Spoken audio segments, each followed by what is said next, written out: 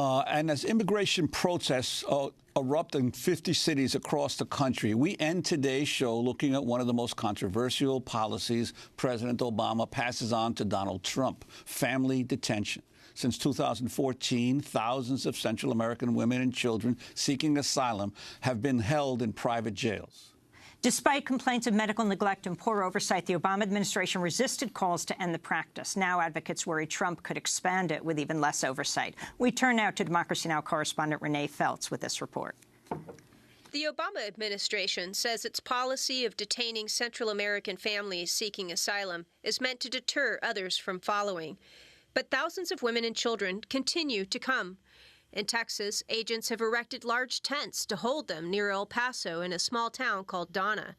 I tried to film the tent in Donna next to a busy border crossing. The security guard didn't make it easy. They don't want nobody here to ask me across the street. Across the street? The tent can hold 1,000 people. It's surrounded by a chain-link fence topped with barbed wire, and Border Patrol jeeps are parked outside. Immigration lawyer Carlos Garcia took a tour in December.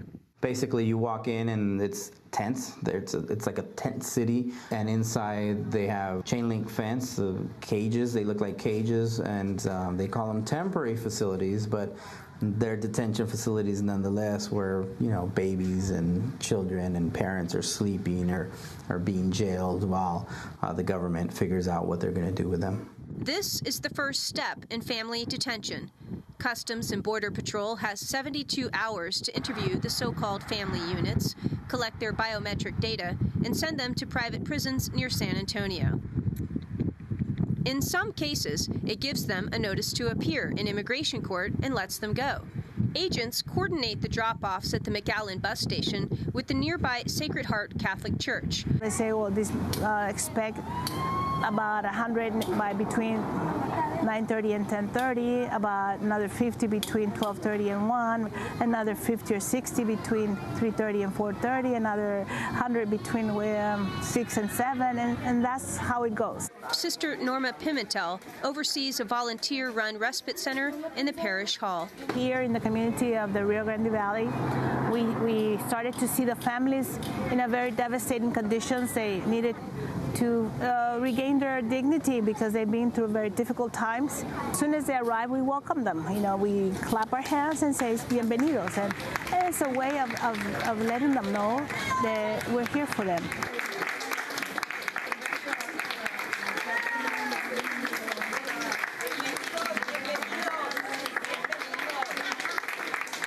We immediately will take them for the first stop where they sit down, and we will register them. At least take down their name, where they're from, where they're going, and what time their bus leaves. They get a bag with all the items they need to go shower and get cleaned up.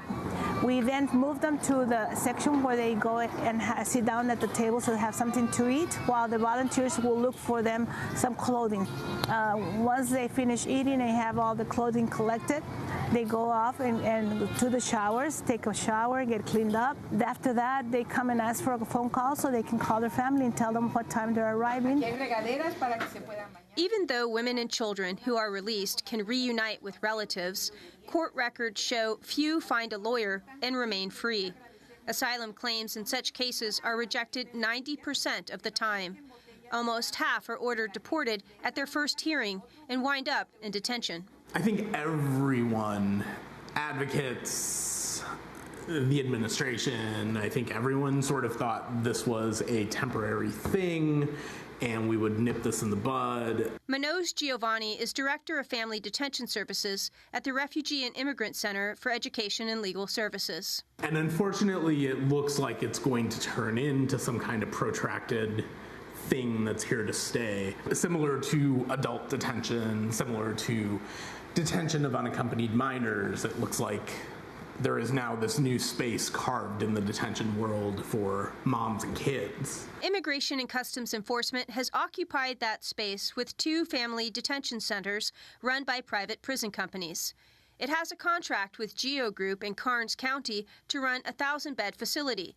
And it recently extended its contract with CoreCivic in the town of Dilley to hold another 2,400 mothers and children until 2021 in a facility next to a state prison. When you combine the population of the state prison with the population of CoreCivic's facility, which is capacity 2,400, you get potentially 3,700 incarcerated people in Dilley, which is the equivalent of our town's population. Jose Ascension manages an auto body shop in Dilley and opposes the Family Detention Center, partly because it's failed to deliver promised economic benefits. Documents he requested show Dilley took out millions in bonds to upgrade water and sewer lines needed by CoreCivic. There's 600 employees at the CoreCivic Detention Center. And this was a big deal when they came to pitch it to the city. Oh, we're going to bring 600 jobs. And even still, the city touts that number. Well, it's great, except that most of those jobs didn't go to people from the area. In October, ICE renegotiated CoreCivic's contract from $20 million to $13 million, and the company passed the cut onto employees. So a resident supervisor that was making $24 an hour was making $16 an hour after that contract renegotiation. They had a number of people quit. Not long after CoreCivic cut wages, more than 400 mothers and children were suddenly released from Dilley. This was about the same time a Texas judge refused to issue child care licenses to private prison operators. Immigration authorities claimed the mass release was part of normal operations, but it may have been linked to one or both of these events. The average stay in family detention is now 17 days before a family is deported or released. Those who are released while their asylum claims are pending in court are again dropped off at the bus station, this time in nearby San Antonio. Those not ready to travel can find housing and a good meal at a shelter Raíces operates. My name is Yanira. I'm from Guatemala, and I work here in Casa Raíces. This is the kitchen. We have a fridge. We have this stove where we prepare food for all the women that are coming in. It truly is very important because on the way here, a person doesn't eat the way that a person really should be eating. On top of that, in detention centers, the food is a total disaster. I understand because I went through that same thing, and I know what the food in those detention centers is like. A Department of Homeland Security Advisory Committee on Family Residential Centers has urged the Obama administration to discontinue the general use of family detention. It noted allegations of medical neglect and retaliation against mothers who protested inadequate care. At Casa Raíces, I met a woman named Erica from Honduras who experienced just that. She was detained in Dilley after she requested asylum with her 2 young children. It was at CoreCivic's detention center, where her then 14-month-old daughter got sick. The 3rd day in Dilley, she started having fevers and coughing. Took her to the medic, the hospital there. They told me there was nothing wrong with her. I cried and told the nurse that please to give me some medicine because my daughter was having such a high fever.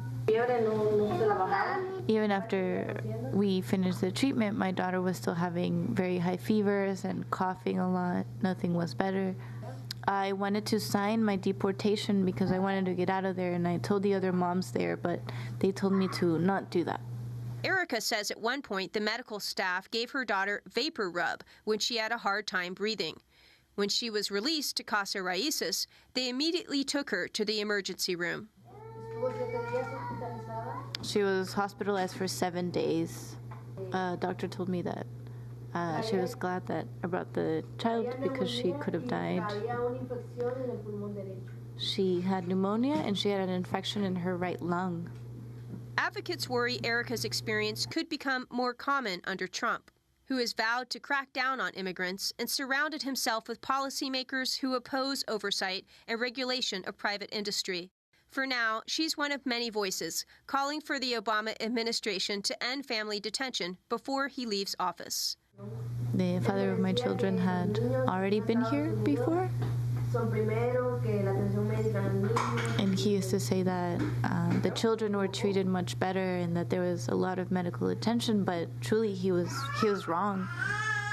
Reporting from South Texas, I'm Renée Feltz for Democracy Now!